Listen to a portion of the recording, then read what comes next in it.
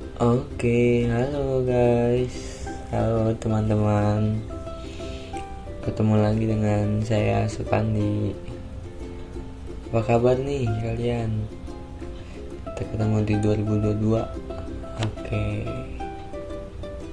Saya mau jelasin tentang sejarah arsitektur. Kita langsung saja. Arsitektur dunia. Arsitektur adalah seni perancangan dan pembangunan struktur atau konstruksi sebuah bangunan.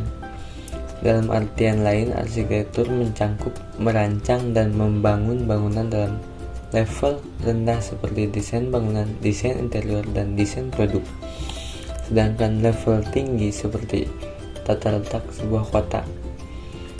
Dari tahun ke tahun, arsitektur mengalami perkembangan dari yang model kuno hingga model modern. Seperti saat ini, perkembangan model ini tak luput dari campur tangan seorang arsitektur andal yang berani berinovasi hingga akhirnya memunculkan berbagai model arsitektur.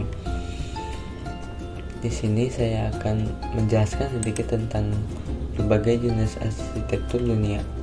Yang pertama ada prasejarah, Mesir kuno, klasik, Bizantin, Romanesque, Gotik, Renaissance, Baroque, Neoklasik, Art Nouveau, Art Deco, dan Modern Style. Yang pertama, prasejarah.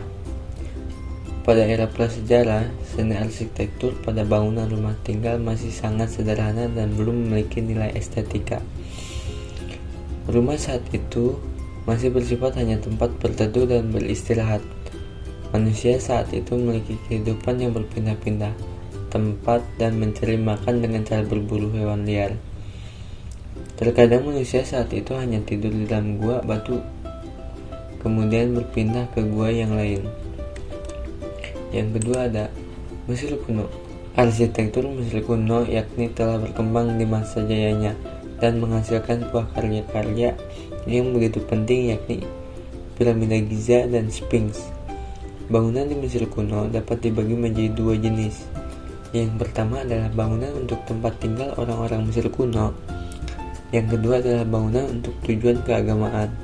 Bangunan yang bertindak sebagai tempat tinggal masyarakat dibagi menjadi bangunan untuk elit pemerintah dan bangunan untuk pedagang dan pekerja. Bangunan elit memiliki dekorasi dalam bentuk dekorasi di dinding dan lantai. Dekorasi adalah pemandangan yang indah. Yang ketiga ada klasik. Arsitektur klasik berasal dari Yunani dan Roma kuno dan dicirikan oleh simetri, kolom, jendela persegi panjang, dan marmer. Untuk beberapa nama, selama berabad-abad, arsitektur telah menarik pengaruh dari peradaban ini dan memasukkan cita-cita tradisional ke dalam gaya arsitektur selanjutnya. Konstruksi klasik paling ikonik dalam kuil batu besar yang dibangun di atas fondasi kesimetrian dan keteraturan. Dengan demikian, ada tradisi lama arsitektur yang melihat kembali sejarah arsitektur ini dan menghidupkan kembali nilai-nilai dan cita-cita dunia kuno. Yang keempat adalah Bizantin. Arsitektur Bizantin adalah satu dari 4 gaya arsitektur gereja-gereja di Eropa, yaitu Bizantin, Romanesque, Gotik, dan Barok. Gaya ini berkembang di Bizantium atau disebut juga Konstantinopel, sekarang Istanbul, ibu kota Turki.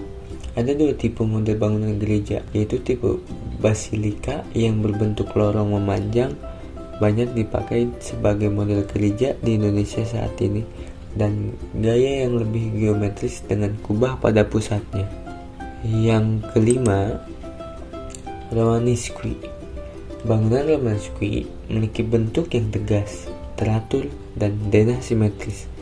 Secara keseluruhan, tampilan bangunan terlihat sederhana jika dibandingkan dengan era Gotik yang muncul Kemudian contoh bangunan Romanesque dapat diketemukan di seluruh penjuru Eropa.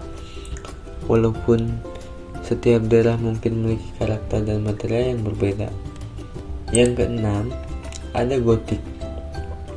Ciri utama arsitektur Gotik adalah struktur bangunannya yang tinggi, vertikal, lengkungan melancip, vault bertulang, serta bukaan-bukaannya yang lebar. Bangunan Gotik umumnya memiliki tinggi yang jauh melebihi skala manusia.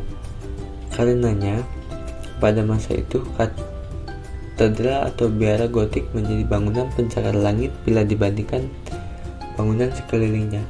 Sementara itu, langit-langit bangunan Gotik berbentuk busur yang meruncing, disebabkan oleh keinginan masyarakat untuk menciptakan atap meruncing sebagai arsitektur vernakular Eropa. Hal ini dikarenakan tuntutan cuaca di Eropa pada musim dingin bersalju. Yang ketujuh, ada Renaissance. Kata Renaissance berasal dari bahasa Prancis yang berarti terlahir kembali.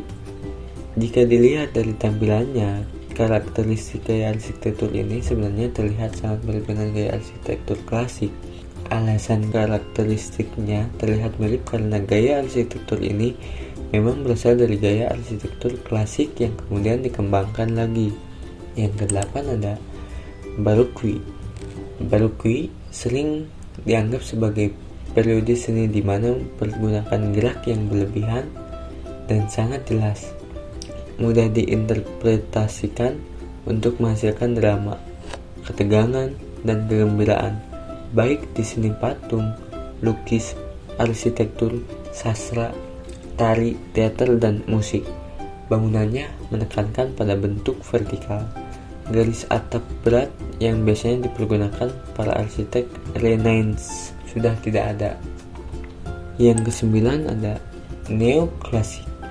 Arsitektur neoklasik adalah gaya arsitektur yang dihasilkan oleh gerakan neoklasik yang dimulai pada pertengahan abad ke-18. Gaya ini mengadopsi gaya arsitektur klasik kuno, prinsip-prinsip Vitruvian, dan karya arsitek Italia Andrea Palladio.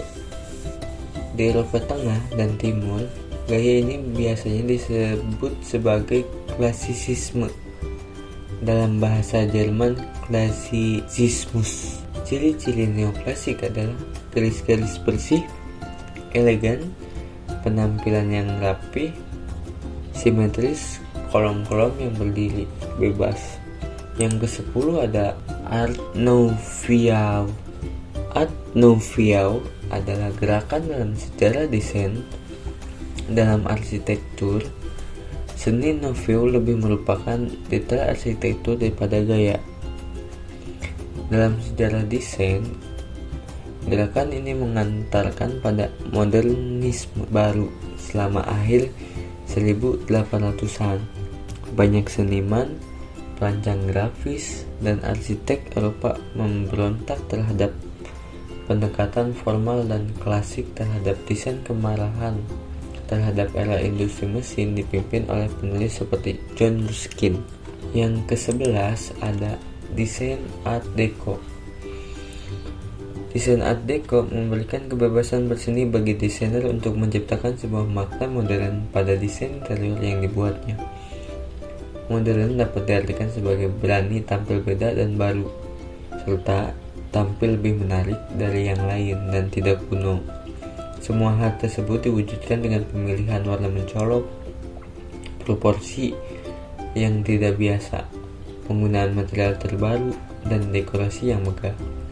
Yang ke-12 ada Modern Style. Arsitektur modern adalah gaya atau konsep bangunan yang mengutamakan bentuk bangunan dibandingkan ornamen hias. Dengan kata lain, estetika desain modern adalah upgrade dari bangunan penuh dekorasi di masa lalu seperti desain gotik dan Victorian. Sebaliknya, desain modern memilih tema arsitektur yang dibangun dengan material tertentu demi menjamin kesederhanaan dan fungsionalitas sebuah bangunan. Mungkin hanya itu saja yang bisa saya sampaikan ya. Kurang lebihnya mohon maaf. Kalau ada salah-salah kata mohon dimaklum. Oke, terima kasih. Dadah.